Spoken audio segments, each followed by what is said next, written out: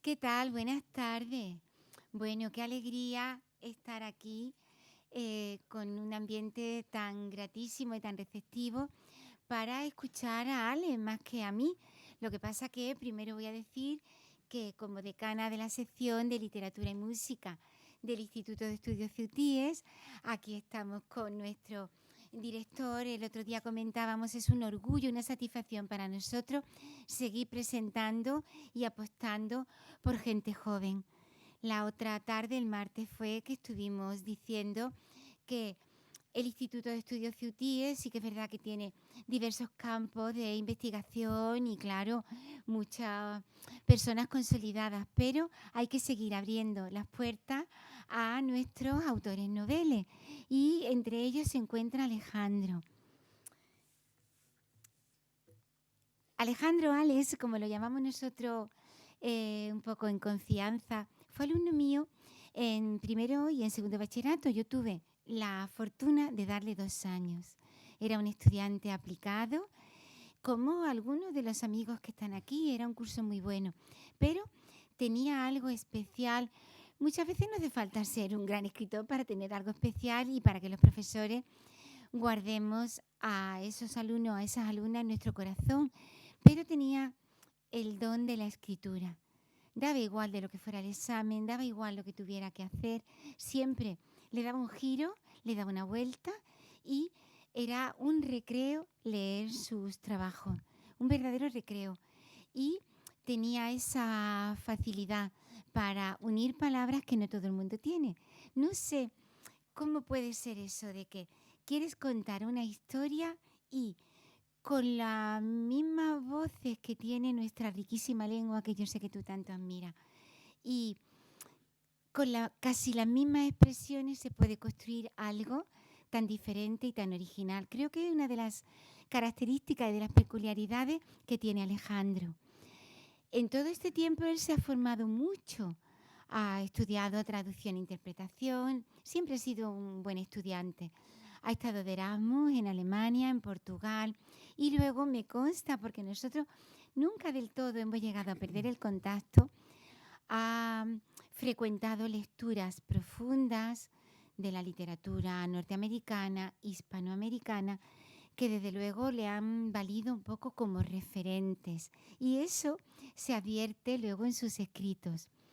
En este tiempo también ha ejercido la labor periodística, algunas veces cuando me mandaba algunos de sus artículos incendiarios, como debe de ser de los jóvenes. A ver si vamos a tener unos jóvenes acomodados que mandan algo que no desprenda ninguna crítica. Pues la verdad es que a mí me encantaban.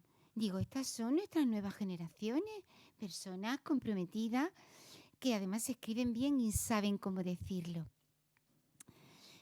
También ha cultivado algo de crítica literaria, pero hace tiempo que decidió dar el salto a la novela.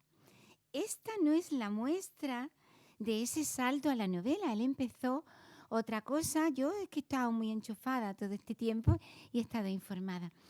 Y cuando se decidió por contar esta historia, recuerdo que me dijo, esto es lo que yo tengo ahora para contar. Me gustan también los escritores que por encima de modas, de la demanda, de lo que tú pienses, aquí hemos tenido sentado, gracias a la gestión de la biblioteca, que nos acoge al Instituto Estudios Ciutíes y a tantas otras representaciones de la ciudad y de fuera.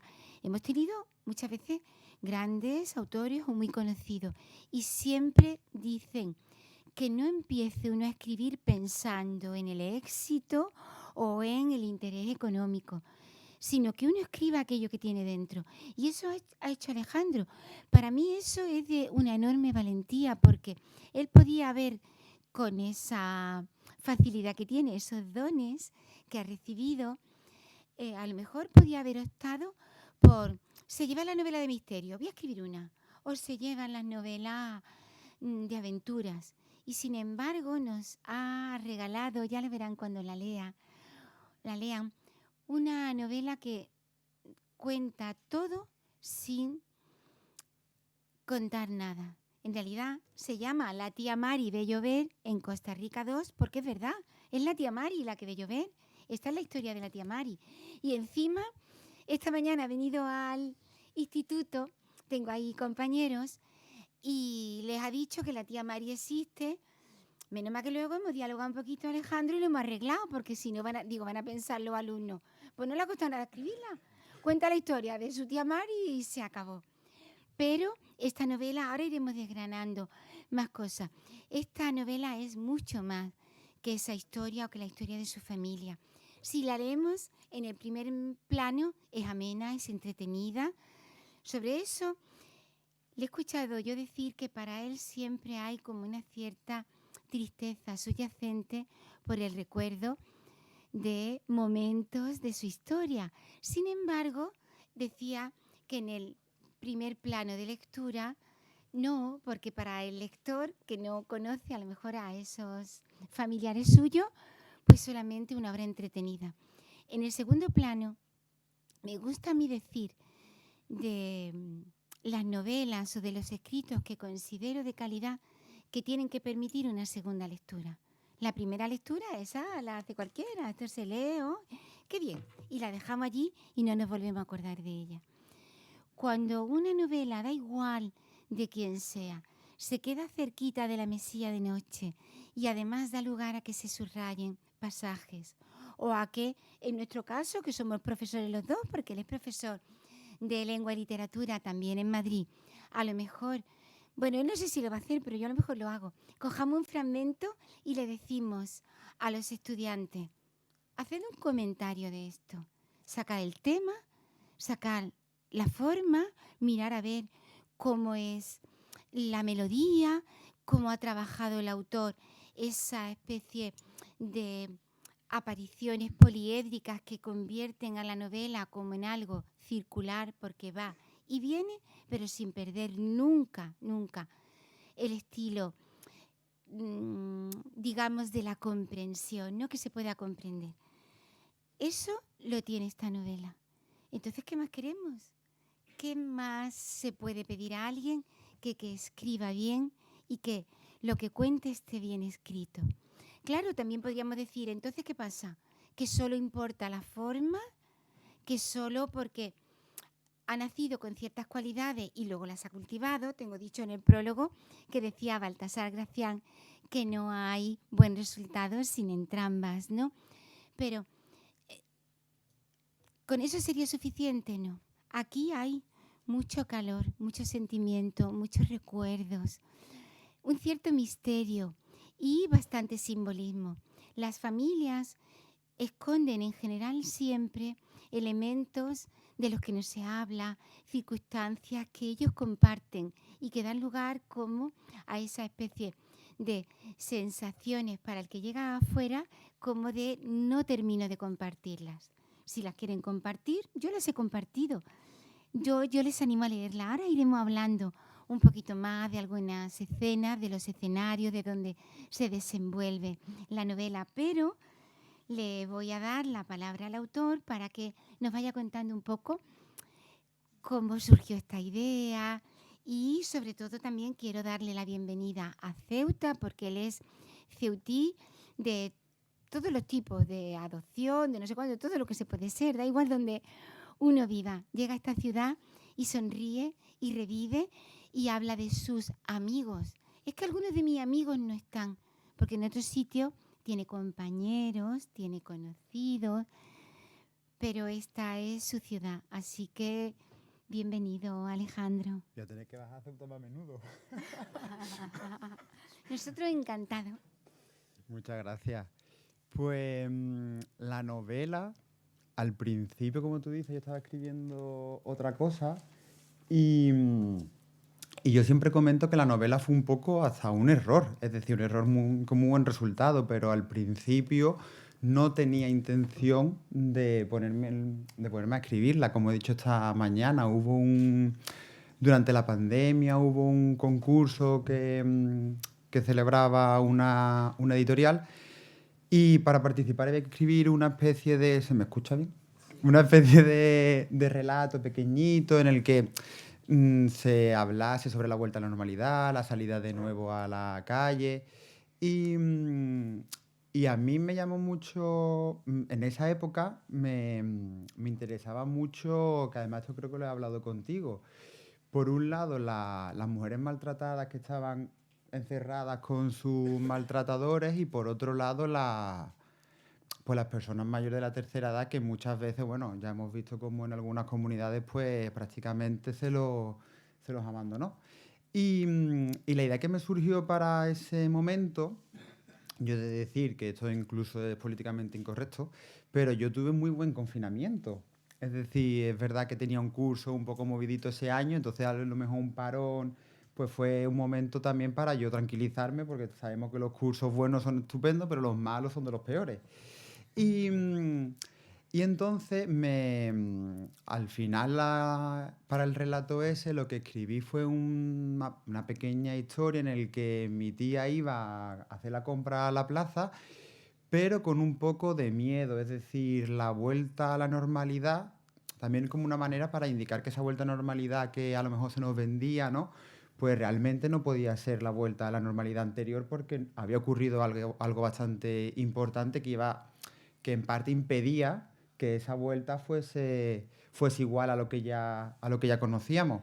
Y envié ese relato, no me lo cogieron, no gané. Y, y bueno, y se quedó un poco ahí la cosa, pero esa Navidad entre que no se podía salir apenas, no había muchas restricciones, tampoco se podía viajar, pues como compartíamos, estaba en Cádiz con ella, que venía Nochebuena, el día de Navidad, y escuchándola hablar, me acordaba mucho de ese fragmento que estaba escrito y vi que tenía un poco de potencial para seguir alargándolo, ¿no? Para ir estirando un poquillo más el chicle e ir contando un poquillo más de cosas. Y, y al principio pensaba, yo me acuerdo que ella estaba hablando, yo cogía notas con el móvil para que no me viese, porque al principio yo ya no le dije nada, no le dije nada. La única que lo sabía era mi amiga Melody y mi hermana. El resto no sabía, no Hay una, sabía hay nada. una, hay una melodía en el libro. El libro está lleno de guiños y uno de ellos es una referencia a Melody. Sí, yo en la novela, todos los nombres de las personas que salen son personas que conozco vamos, que conozco en la vida real. Y, y entonces al final, pues la historia se fue desarrollando y el Día de Reyes lo imprimí, se lo regalé a ella, se lo regalé a mi familia. Y que es lo que me preguntó esta mañana a los alumnos. Entonces el último día, además, creo que fue el día justo antes de Reyes o 2 días antes de Reyes, cuando acabé la novela, creo que no llegué siquiera a ser consciente de que hubiese acabado una novela. Para mí eso eran un poco palabras mayores, ¿no? Cómo iba a escribir yo una novela.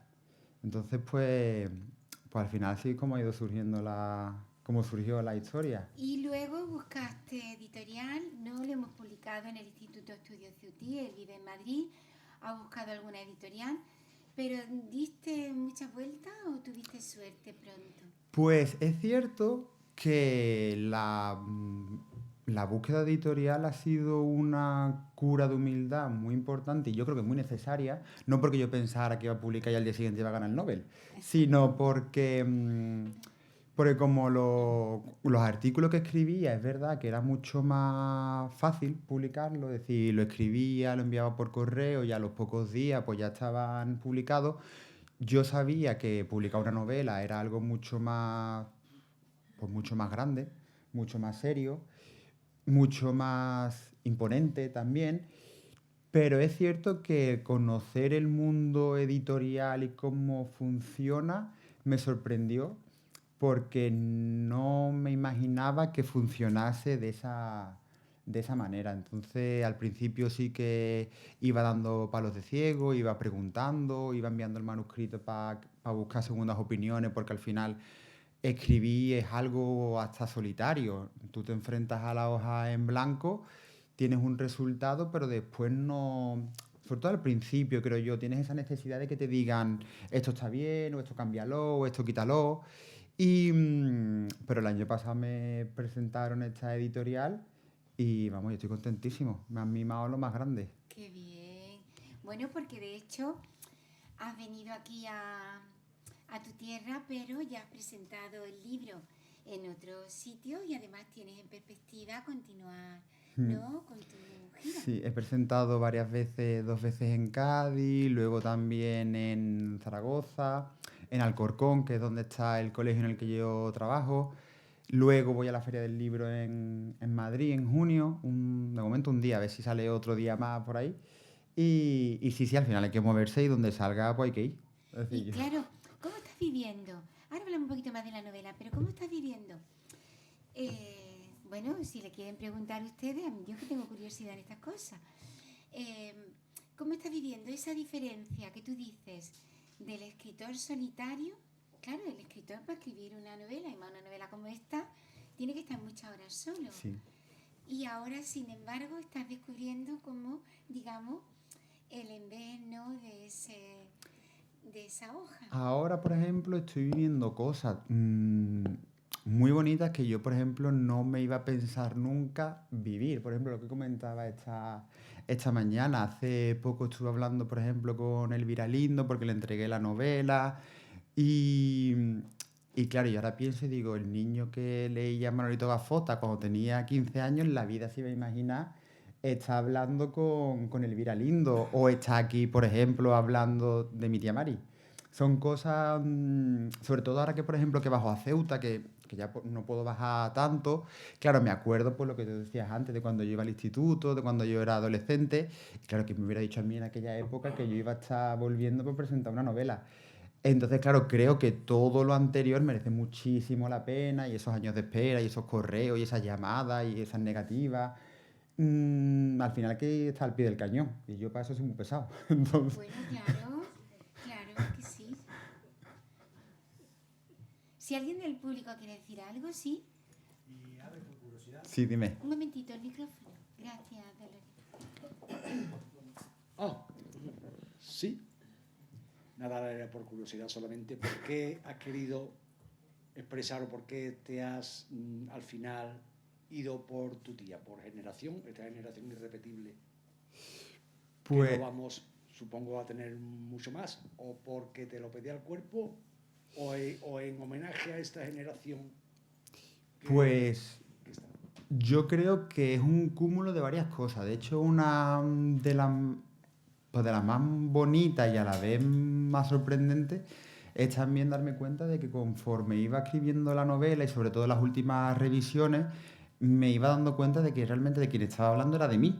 Es decir, y ahora cuando hablemos de eso, es decir, que yo utilizo el personaje de... Al final los temas son universales, ¿no? Entonces el paso del tiempo o la adaptación a los nuevos tiempos son cosas que vivimos todos, ¿no? Pero creo que además ella representa, a lo mejor estoy un poco cerca, ¿no? Del micro, ¿no? Ah, vale. Yo no lo muevo porque luego me dicen allí que no lo mueva. Pero tú muévelo si quieres. No, Te voy a no, no, indicar. digo. Pero al final, por ejemplo, también. Al final, una de las cosas que yo además muchas veces me quejo de Madrid, porque en Madrid se nota mucho la diferencia con las ciudades pequeñas o con el sur, pero también creo que si yo no hubiese vivido en Madrid, yo creo que no hubiera escrito esta novela, porque allí, por ejemplo, me doy cuenta de que el mundo cada vez está más globalizado, que cada vez hay mucho más individualismo, que cada vez las relaciones son mucho más efímeras, que está cambiando muchísimo el paradigma, ¿no? Y yo he crecido en un núcleo familiar muy compacto, sigo teniendo amigos desde que era pequeño, los mismos.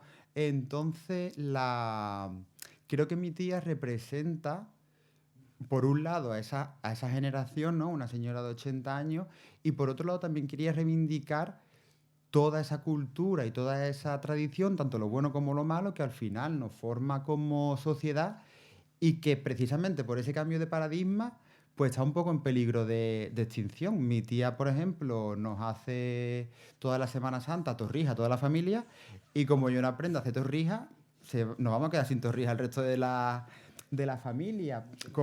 Entonces, claro, al final es una representación de cómo los tiempos pueden ir cambiando y cuánto le debemos también a esa generación.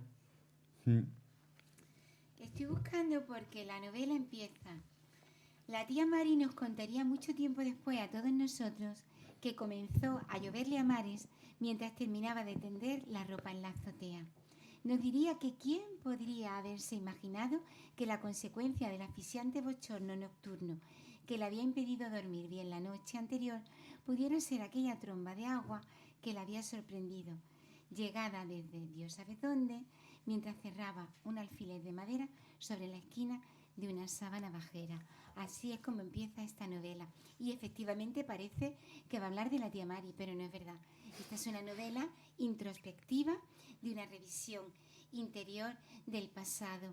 Y arrastra un poco, esta es mi opinión, ahora tú me dices si no estás de acuerdo, ¿vale? Pero después de todo lo que he dicho de ti, también modérate un poco.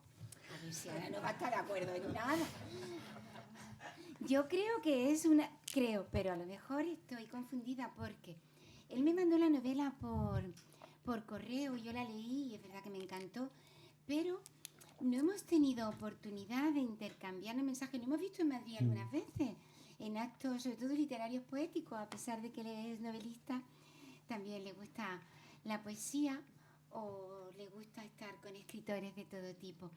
Pero para mí, que esta es una novela introspectiva y su voz no es la voz de un adulto. Nosotros ahora estamos escuchando hablar a Alex y parece como que es alguien que está contando la historia de la tía Mari. No es verdad. Aquí no sé cómo lo ha hecho, pero hay como un juego verbal y léxico de su infancia, de cómo piensan los niños. Lo que acaba de decir de las torrijas es como una visión de adulto, pero aquí tiene la inocencia de los juegos con los primos, algunos a los que llama por su nombre, aparecen, otros no. Y luego también la visión del adolescente que se empieza a dar cuenta como de muchas cosas. Ese todavía no es el que ve a la tía Mari mayor en la azotea. La novela acaba y empieza de la misma forma, parece circular, pero no lo es tampoco, porque mientras tanto la tía Mari se transforma y se transforma gracias a que se transforma él. Esa es mi impresión de esta novela, esa evolución. Luego hablaremos, si quieres, de los símbolos que también para mí son importantes. Todos los personajes que van pasando, la tía Meli, la abuela, todos, que además tienen tanta vida, aunque solamente hay veces que hay pequeñas pinceladas. Hay pasajes que me gustaban tanto, después te digo, que sin acabarme la novela volví atrás, sobre todo de la historia de la tía Mary de joven, ¿no? De la tía Mari de joven. Pero esa es un poco mi impresión. Y ahora tú dices que sí, que tengo razón y añades cosas. Pues es verdad, no porque seas tú, Menos más, porque digo, anda, con la de vueltas que le he dado. sino porque a mí, por ejemplo, lo que decía antes, ¿no? Este cambio de paradigma que estamos viviendo, de hecho ahora lo estoy viendo, por ejemplo, que estoy dando a la Celestina, lo estoy hablando con los alumnos, ¿no? Como creo que estamos inmersos en esa época de cambio, a lo mejor en 10 años tenemos un chip en la cabeza y hace 15 no había ordenador en las aulas, es decir, a salto agigantado y claro, y además se nota, para mí yo noto mucho el contraste entre la gran ciudad donde vivo, donde todo es tan arrollador, donde el tiempo pasa muy rápido, muchas veces el tiempo no es algo que se disfrute, es algo que se consume, de hecho, yo creo en ciudades así. Y, y a la vez también en la obra se maneja mucho a Cádiz porque, claro, yo siempre, como vivía aquí en Ceuta, cuando iba a Cádiz siempre era en vacaciones. Y ahora que soy profesor, pues también bajo a Cádiz en vacaciones. Es decir, al final todo sigue siendo igual. Y claro, y conforme los tiempos van pasando, pues, es decir, cuando eres niño todo a lo mejor es un poco más estático, pero ya después, ahora cuando entras en la vida adulta, pues de pequeño estaba acostumbrado a bajar a Cádiz, comía con mis abuelos paternos, cenaba con mi abuela, o al día siguiente a la inversa, quedaba a dormir en casa con mis primos, al día siguiente íbamos al campo de otro primo. Y al final esas vacaciones también tenían su propia rutina. Pero claro, con el paso del tiempo eso va desapareciendo, pues los abuelos van falleciendo, mis primos a lo mejor o no viven en Cádiz o ya no coincido con ellos. Y ahora, por ejemplo, Ceuta lo representa todavía más, ¿no? que ya apenas a lo mejor bajo, pues bueno, por distintas circunstancias o porque a lo mejor a mis amigos de Ceuta los veo más fuera que aquí mismamente. Y para mí la muerte de mi abuela materna, que también es un punto clave en la novela para mi tía Mari, yo creo que fue uno de esos, lo que pasa es que te vas dando cuenta después, ¿no? Pero yo creo que para mí ese fue un salto muy grande hacia la madurez y hacia el dejar atrás esa niñez en Cádiz. Sí.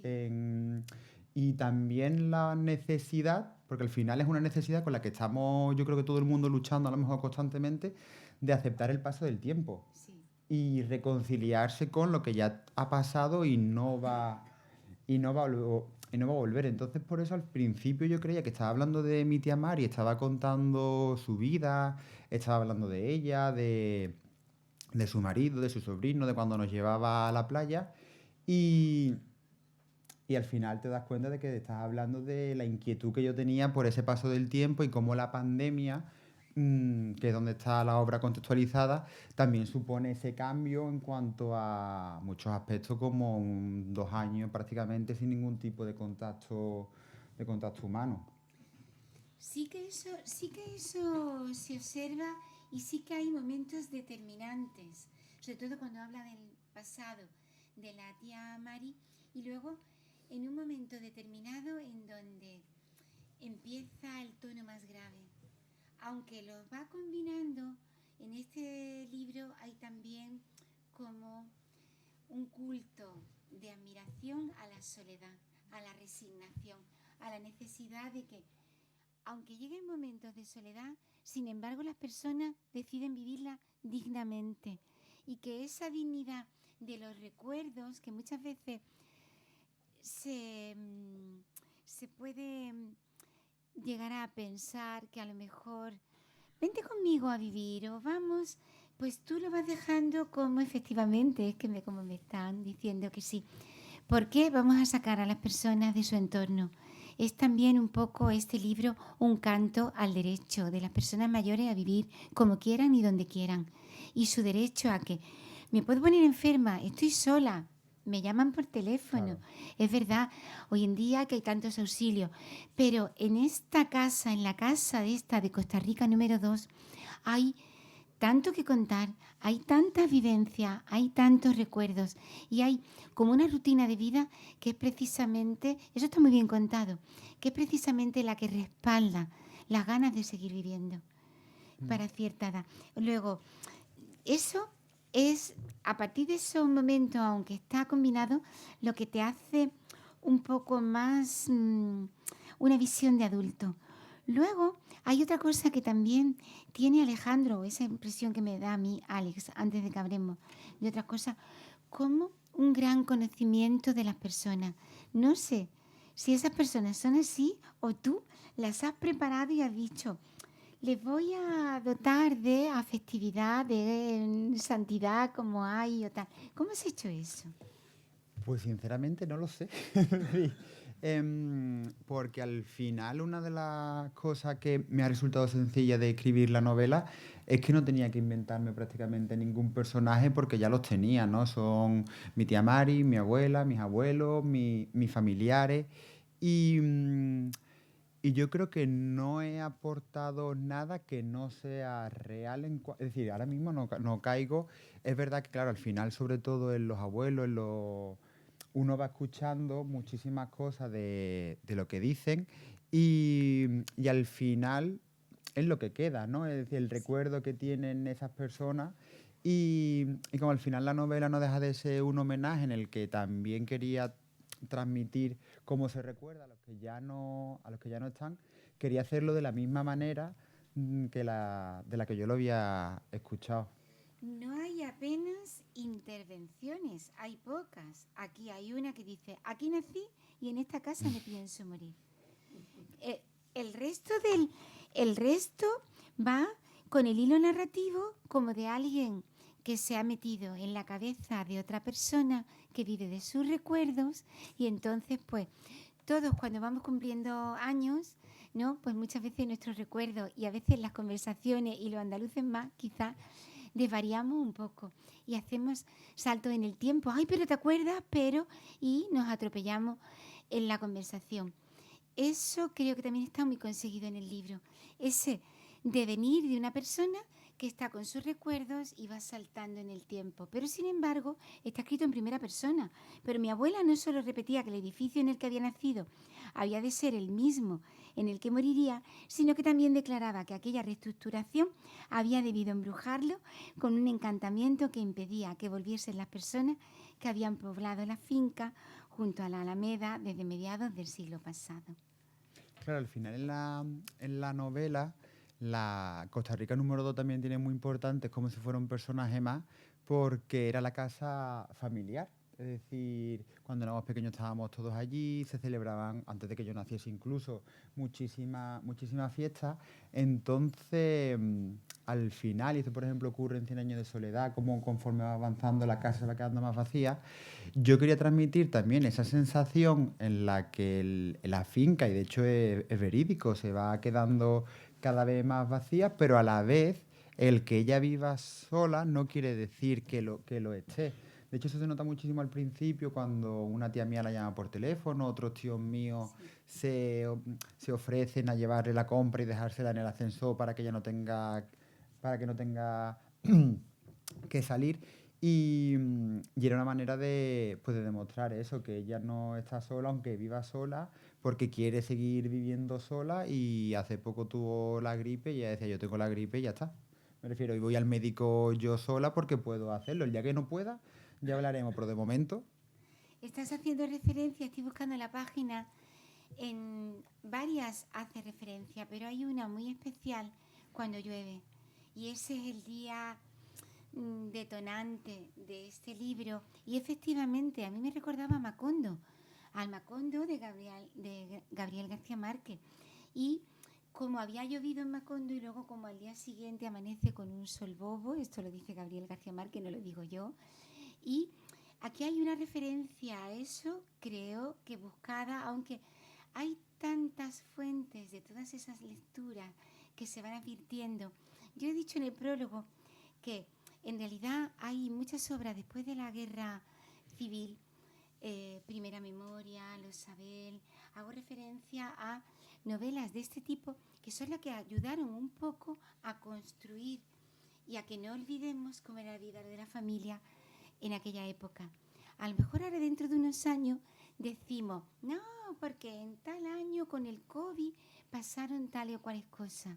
Y a lo mejor lo que pasó fue esto. Yo creo que lo de llover es también algo simbólico. Lo pone... Ahora hablamos de lo que le pasa, ¿no? Y de las circunstancias. Pero esa lluvia en la bahía de Cádiz dieron lugar a desastres. Claro, al final la lluvia supone el chaparrón que le cae encima, además que ya no se espera, representa por un lado, pues puede representar realmente muchas cosas. Yo al principio lo escribí pensando en la propia pandemia. Yo recuerdo que cuando ya en Italia, por ejemplo, estaban confinados, que nos llegaban los primeros vídeos, o incluso cuando en China estaban construyendo el primer hospital, yo creo que fuimos todos muy ingenuos porque no pensábamos que eso pudiese llegar aquí, cuando podemos coger un avión y estar en China en 2 días. Entonces, para lo bueno todo llega, pero para lo malo, a lo mejor por ignorancia o a lo mejor por escepticismo, no queríamos que eso fuese realidad, y cuando menos nos lo esperaron, no nos lo esperamos. Además en el colegio creo que fuimos de los primeros, nos vamos a casa y ya hablaremos cuando podamos salir. Entonces esa lluvia también representa un poco esa situación inesperada que nos tocó a todos vivir, y que la lluvia al final, bueno, lo hemos visto ahora en octubre en Valencia, tiene muchas consecuencias negativas, pero a la vez también es muy positiva para muchas cosas, como puede ser a lo mejor, por ejemplo, en su justa medida para la agricultura. Entonces, al final, esa lluvia es lo que hace que ella tenga que estar, aparte del confinamiento, encerrada, pero también es lo que le ayuda a ella a enfrentarse, pues a su pasado y a reconciliarse con su soledad y a seguir para adelante. Yo leo algunos fragmentos, voy. Mientras te atiende para el micrófono, que quiere... Ah, ya lo tiene. Yo leo algunos fragmentos, ahora voy a leer uno porque lo tengo puesto en el prólogo. Alex es una persona, siempre lo ha sido, muy sencilla. Entonces él explica con mucha naturalidad y con sencillez, con esa humildad intrínseca en su persona que para mi gusto lo hace mejor y más grande, los episodios de esta vida. Pero en realidad la novela es mucho más. Es decir, si nosotros leemos nada de Carmen Laforet, que se lee aquí en los institutos y así siempre es recomendada, a no ser por lo bien escrita que está, diríamos, ¿y esta novela qué tiene?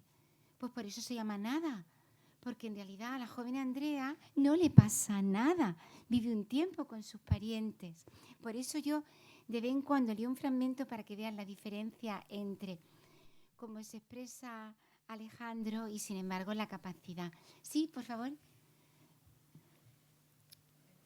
Se me escucha. No, una pregunta. Más que gustarme, me encantaría saber la opinión que ha tenido la tía Mari sobre la novela. Pues la respuesta corta es que yo creo que está loca de contenta. La respuesta larga es que yo creo que precisamente por pertenecer a la generación a la que pertenece, es una generación que a lo mejor no tiene, ahora se dice inteligencia emocional, ¿no? Es decir, que son personas a las que le cuesta más mostrar sus sentimientos, a lo mejor por miedo a sentirse vulnerable o a lo mejor porque es lo que directamente le han enseñado, lo que ha vivido. No, y yo lo sabía, es decir, obviamente esto no se hace pensando en la respuesta que pudo tener ella. De hecho, hubo una parte que todavía lo sigue pensando, que tiene un poco miedo, vergüenza, timidez, porque creo que la estoy exponiendo demasiado. Y a lo mejor mis compañeros de trabajo, que fueron las primeras personas que compraron la novela, más allá de quienes se la habían leído, me estoy leyendo la novela, voy por esta parte, voy por esta parte. Y al principio pensaba, Dios mío, ¿qué he hecho? Es decir, claro, una persona de Alcorcón se está enterando de que mi tía Mari fue viuda, que nos llevaba a la playa y que no sé qué. Y entonces, claro, todavía sigo teniendo un poco ahí ese canguele, pero luego, por ejemplo, el día de la presentación allí en Cádiz, a mí me dio mucha ternura porque me llamó, yo me quedé esa noche a dormir allí en su casa, me llamó y me dijo, mira, tengo un regalito para ti, son 2 plumas que yo tenía guardadas, no sé si eran de su marido, de algún familiar, y ahora quiero que las tengas tú. Entonces, claro, al final es como una persona que no está acostumbrada a decir te quiero o cualquier otra cosa, te lo demuestra con un gesto tan pequeñito. Entonces yo creo que está muy contenta. De vez en cuando me quita los derechos y me dice que como siga hablando. Yo iba a leer este fragmentillo porque es que el estilo de Alex es dinámico, es entretenido. Parece que estamos hablando aquí de una familia, gusta leer la historia. Hay muchas más cosas que no estamos comentando. Y además según esas lecturas que él tiene,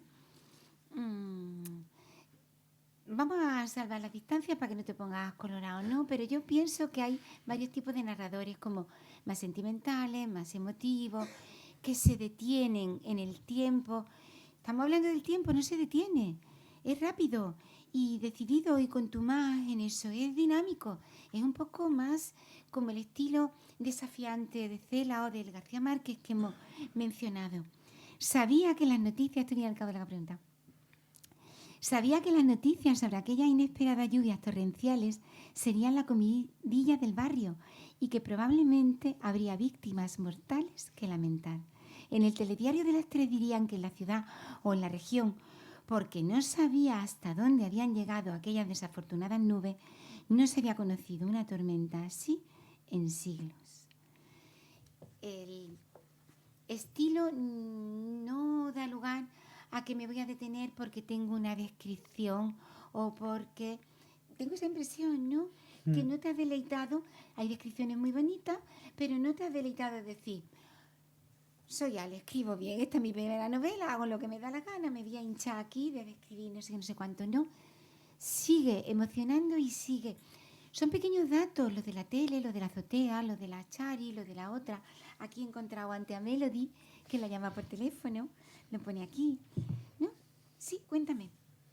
Mm, Claro, al final a mí lo que, de hecho ninguno creo que quitando una pequeña parte, no hay ninguna descripción siquiera de los personajes. No, A mí lo comentaba esta no. mañana en clase, a mí una de las cosas que más me gustan de la literatura es que cada persona puede crearse a sus propios personajes y cada vez me gusta menos que haya adaptaciones de, por ejemplo, ahora que la ha habido de Cien años de soledad, y porque creo que los personajes acaban perdiendo Sí, un poquillo cuando se convierte ese misticismo en cuanto se convierten en personas reales.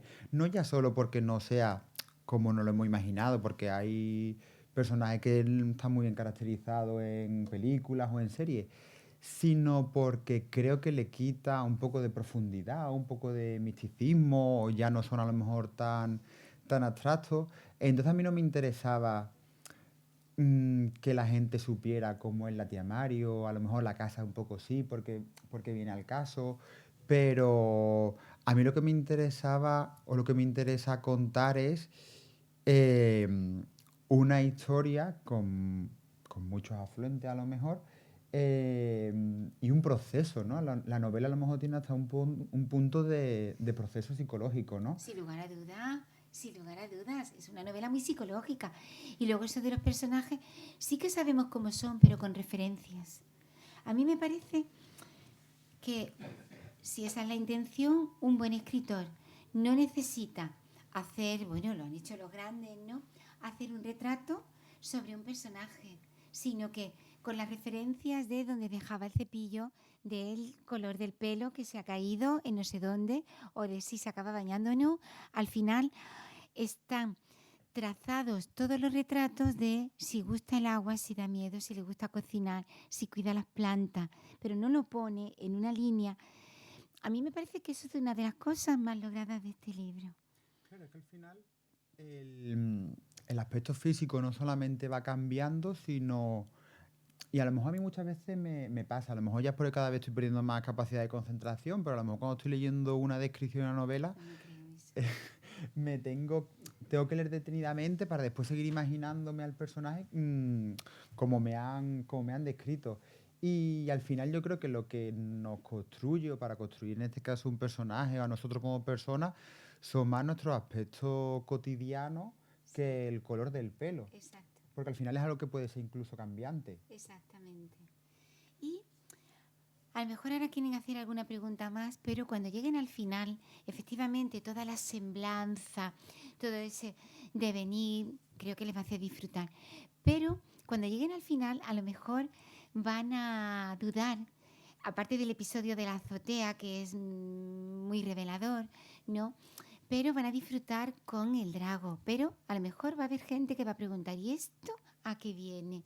Es decir, aquí hay un árbol que es verdad que es característico de Cádiz, pero lo mismo podía haber puesto un platanero o no sé qué te hubiera dado por poner, porque creo que simboliza lo que son los dragos y además, si quieres contamos un poco, pero no mucho, sí que creo que os va a chocar. Yo lo tuve que leer varias veces porque me pareció enormemente abstracto y muy simbólico.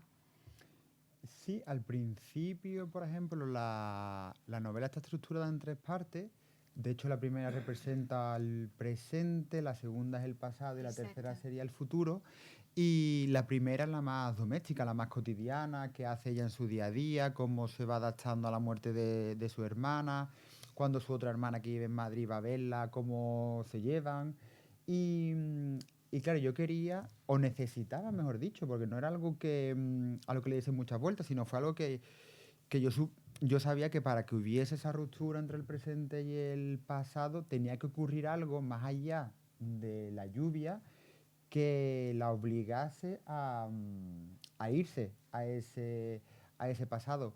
Y como al final la novela también tiene mucho de homenaje a Cádiz, el drago, que además no solamente es un árbol milenario, sino que había varios en Cádiz que ya no están.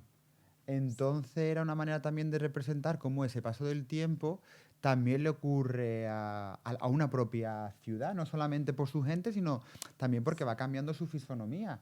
Y entonces, claro, el drago que había en Puerta Tierra lo quitaron porque pusieron, bueno, fue muy polémico, porque pusieron una escultura de un pájaro, el de Bellas Artes cayó precisamente porque creo que le cayó un rayo durante una tormenta. Entonces ese Drago que va a verla de aquella manera Sí. representa un poco ese pasado que está Sí. llamando a su puerta Sí. para... Porque además el Drago no está siempre acechante. Es decir, se instala delante de su casa y va extendiéndose poco a poco, pero no hace mucho más. De hecho, al principio pensé en quitarlo, porque no sabía si a lo mejor el cometido que cumplía era demasiado importante como para dejarlo ahí, o si a lo mejor se podía esperar que fuese algo más, lo que hiciese hacia la obra, hacia el final de la obra. Y entonces el Drago representa ese pasado que tenemos todo, con el que hay que reconciliarse, porque no nos queda otra, si no estaríamos deprimidos la mayor parte del tiempo muchas veces, y, y que está ahí pendiente de ella. Bueno, pues yo creo que ya con eso, cuando lean el libro, lo van a entender, porque al final lo que se va descubriendo es que efectivamente la tía Mari representa de una forma real o no, junto a otras mujeres de la familia, la tía Antón, que se fue al norte de España, a esas mujeres valientes, anegadas, sufridoras de una época que se han tenido que ir adaptando a otros tiempos más modernos, a los botones, a la televisión, y es una especie como de ritual, también como de reconciliación, pero hay mucho también en el final de reivindicación.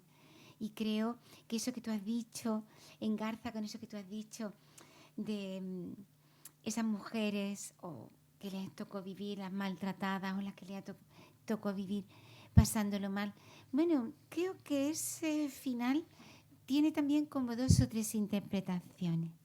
Claro, al final, mira, lo que decías antes me ha hecho acordarme de que además fue ahí, creo que ya la novela estaba cogiendo forma. Fuimos en Cádiz esas navidades a tomar un café con mi tía Mari y mi tía Antón.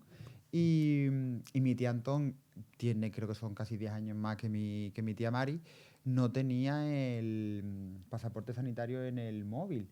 Y el que tenía en papel creo que le había caducado. Entonces intentamos entrar a una cafetería a tomar café y no nos dejaron, precisamente por eso. Y claro, y fue un momento en el que, como en este momento a estas personas se las está dejando de lado, porque las soluciones que se están poniendo no están a su alcance, por falta de conocimiento o porque no está, o por falta de costumbre. Y al final de la novela no quería que hubiese un simple final feliz o un final triste, sino que ella se reafirme, sabiendo lo que quiere hacer en cada momento, que el reconciliarse consigo misma o querer salir a la calle o pensar en ahora voy a seguir viviendo, no se haga demasiado evidente cuando abra el balcón, sino abro el balcón porque quiero ver el sol, pero ahora mismo quiero quedarme tranquilita en casa, reposando lo que me ha ocurrido, que ya cuando me dé la gana llamaré a Chari y nos iremos a dar una vueltecita. Eso, exacto, exacto. Porque además al final, en, por ejemplo, yo no sé si es por la ciudad o porque al final o la propia edad o el propio ritmo, pero muchas veces a lo mejor no... Esto me pasa sobre todo con amigos a lo mejor de Madrid, ¿no? Que parece que cuando a lo mejor te proponen algo, que tienes que aprovecharlo y tienes que cogerlo porque no sabes cuándo va a volver a ser la, Sí. la vez siguiente. Y ahora, por ejemplo, mi tía Mari, que sale con su amiga Charia de una vueltecita por las mañanas, pues precisamente viven de una manera su relación mucho más tranquila. Ahora no quiero salir, pues no salimos. No viven esa intensidad, con esa angustia de tengo que aprovechar esto, porque si no, se acaba. Si no, ya viviremos de manera más tranquila, que si nos tenemos que ver en 2 semanas, nos vemos en 2 semanas. Si es ahora, es ahora. Pero no lo llevamos como algo impuesto. Exactamente. Además que la senectud no está contemplada como un fracaso. Bueno, estoy viendo caras que a lo mejor hay más gente que quiere decir algo antes de alguna pregunta más o algún comentario, ¿no? Porque hay gente que siente así, pero luego... ¿Alguien más quiere decir algo? Pues me parece, Alex, que no te quieren decir nada. Después no me ¿No? preguntéis, ¿eh? Sí.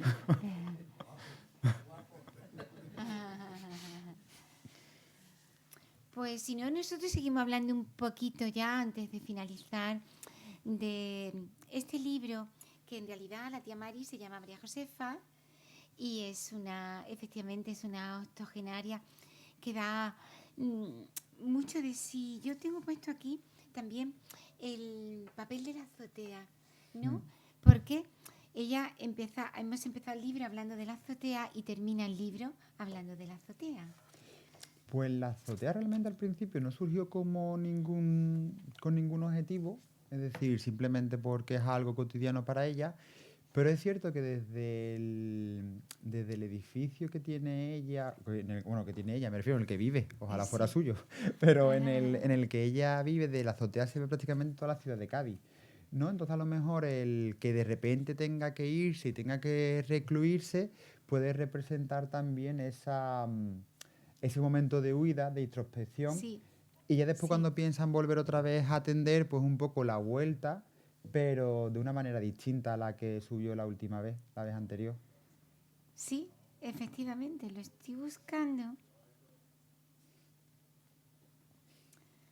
Las últimas gotas de aquella lluvia que la había sorprendido antes de que perdiese la noción del tiempo le salpicaron en la cara y un rayo de sol se asomó tímidamente entre unas nubes que comenzaban a recuperar el blanco perdido. Escribe muy bien, ¿eh? Esto está muy bien. Y luego nos revelamos otra cosa de su vida. Pero yo veo que tú te centras mucho en decir cómo el campo real en que tú te has basado. A lo mejor por eso ella se siente tan expuesta. Pero en realidad esto podría ser una novela de pura invención, porque en realidad lo único que hace es desfilar una serie de personajes que representan como un tapiz o como un cuadro de una familia. Y si esa familia se extrapola, llegamos como a la punta o el vértice de una pirámide, no de un cono, de una pirámide.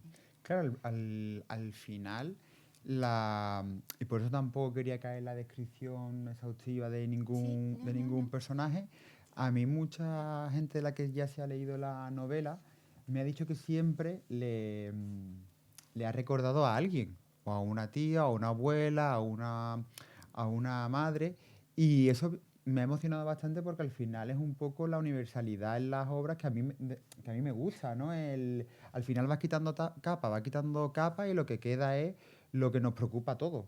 Es decir, al final la preocupación familiar siempre está, o debería siempre estar, estar ahí.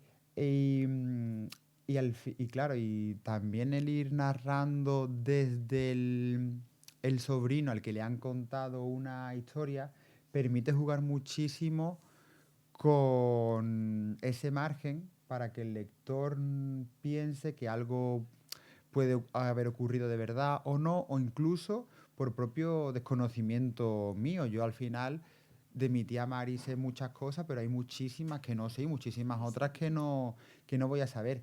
Entonces haberlo escrito desde primera persona me ha permitido un poco jugar con eso.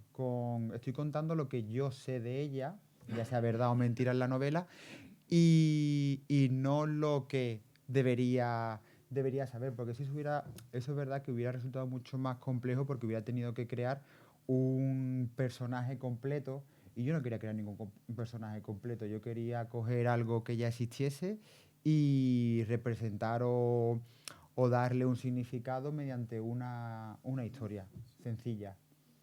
Se convierte un poco al final, junto a la lluvia, en algo alegórico. Y estoy viendo ya el tiempo y ahora nuestro autor va a firmar ejemplares antes me imagino, ¿no? Antes de proceder a eso, voy a darles la palabra por última vez. Está todo el público muy calladito. Te están escuchando embelesados, me parece. ¿Verdad? Porque a Alejandro gusta escucharlo, porque como hay mucha verdad, pero no verdad porque refleje una historia real. Da igual que la historia sea real o no, sino porque sale de verdad de la inspiración, no está nada forzado, las líneas van surgiendo de forma espontánea y natural. Y entonces, pues está claro, es el mismo, pero en un nivel muy superior. ¿Alguien más quiere añadir algo, por favor? Un minuto dejamos, ¿no? Ajá. Yo mientras voy a dar las gracias a la biblioteca de nuevo, al equipo del Instituto de Estudios Ceutíes, por todo su trabajo siempre, por supuesto, al director del instituto y de la biblioteca, a los asistentes. Y luego la verdad es que es un placer. Alejandro, no me digas que no es un placer estar aquí con tantas caras sonrientes. Además, de verdad. Eso, pues ahora da las gracias tú si quieres. Y tú Pues muchísimas terminas. gracias a todos por venir, de verdad. Sabéis que soy gente a la que quiero mucho de hace muchos años. Y volver a Ceuta también recibido, vamos, no sé, yo creo que no puedo ni describirlo. Así que muchas gracias por venir.